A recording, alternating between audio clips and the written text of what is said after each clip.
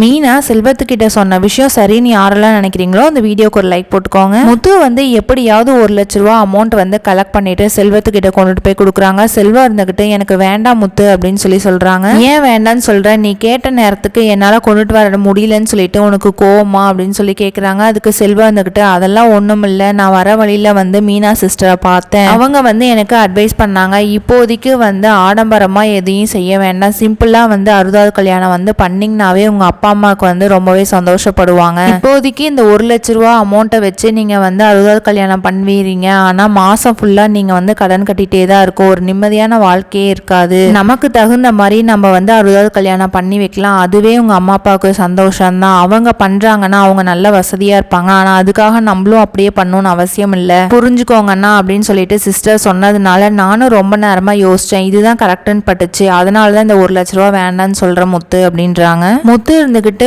நான் அவகிட்ட 1 லட்ச ரூபா அமௌண்ட் கேட்டா இல்லைன்னு சொல்லிட்டா, அதனால இந்த மாதிரி ஐடியா யோசிச்சு உங்ககிட்ட வந்து பேசியிருக்கிறாளா, நான் வந்து அவளை வச்சுக்கிறேன் அப்படின்னு சொல்ல செல்வம் இருந்துகிட்டு முத்து மீனா சிஸ்டர் சொன்னது கரெக்டு தான், அவங்க மேல நீ வந்து கோவப்படக்கூடாது, அவங்க உனக்கு கிடைச்சது நீ எல்லாம் கொடுத்து வச்சிருக்கணும், அவங்க கிட்ட போயிட்டு 4 வார்த்தை அன்பா பேசு, எதையும் திட்டாத அப்படின்னு சொல்லி அனுப்புறாங்க. முத்து வீட்டுக்கு போனோடனே மீனா கிட்ட, மீனா நீ என்ன செல்வம் பார்த்து பேசினியா, அட்வைஸ் பண்ணியா அப்படின்னு சொல்லி கேட்குறாங்க. ஆமாங்க நான் பண்ணேன் அப்படின்னு சொல்றாங்க. ஏன் மீனா, அவனுக்கு தான் வந்து ஆசைப்படுறான்ல, அந்த மாதிரியே இருந்துட்டு போட்டோம்ல, நீ எதுக்கு தேவையில்லாம இந்த மாதிரிலாம் பண்ணிட்டு இருக்க அப்படின்னு சொல்லி கேட்க, இல்லைங்க இதுதான் கரெக்ட், இல்லைன்னா செல்வம் நான் வந்து பின்னாடி ரொம்பவே கஷ்டப்படுவாங்க, அதுக்காக தான் சொன்னேன். முத்து இருந்துகிட்டு மீனா நீ சொன்னதுதான் கரெக்ட் அப்படின்னு சொல்லிட்டு வெளியில போயிடுறாங்க. அடுத்து மனோஜ் வந்து 1 லட்ச ரூபா அமௌண்ட் கொடுக்கலன்னு சொல்லிட்டு ரோஹிணி வந்து ரொம்பவே டென்ஷன் ஆயிட்டு மனோஜ் கிட்ட எதுக்கு எடுத்தாலும் பேசிட்டே இருக்காங்க. மனோஜ்க்கு வந்து சுத்தமாவே பிடிக்காம, ஏன் ரோஹிணி இப்படி இருக்க, நீ எப்பயும் போல இரு, அதுதான் எனக்கு பிடிச்சிருக்கு அப்படின்னு சொல்லி கேட்க, அதுக்கு ரோஹிணி இருந்துகிட்டு நான் எப்பயும் போல இருக்கணும்னா நான் சொன்ன அமௌண்ட் நீங்க கொடுக்கணும், அதுதான் நீங்க கொடுக்க முடியாதுன்னு சொல்லிட்டீங்கல்ல அதனால தான் அப்படின்றாங்க. அதுக்கு மனோஜ் இருந்துட்டு நான் வந்து 1 லட்ச ரூபா காசு கொடுக்குறேன், ஆனா அவங்க கிட்ட இருந்து நீ 2 ரூபா வட்டிக்கு 2000 ரூபாய் மாசமானா வாங்கி தரியா? சரி மனோஜ் இதுவும் நல்ல ஐடியா தான், நானும் இதுதான் யோசிச்சு வச்சிருந்தேன் அப்படின்றாங்க. நாளைக்கு வந்து ரோஹிணி 1 லட்ச ரூபா அமௌண்ட் மனோஜ் கிட்ட இருந்து வாங்குவாங்களா இல்லையாங்கிறத வெயிட் பண்ணி பார்ப்போம். நம்ம சேனலை பிடிச்சிருந்தா சப்ஸ்கிரைப் பண்ணுங்க. தேங்க்ஸ் ஃபார் வாட்சிங்.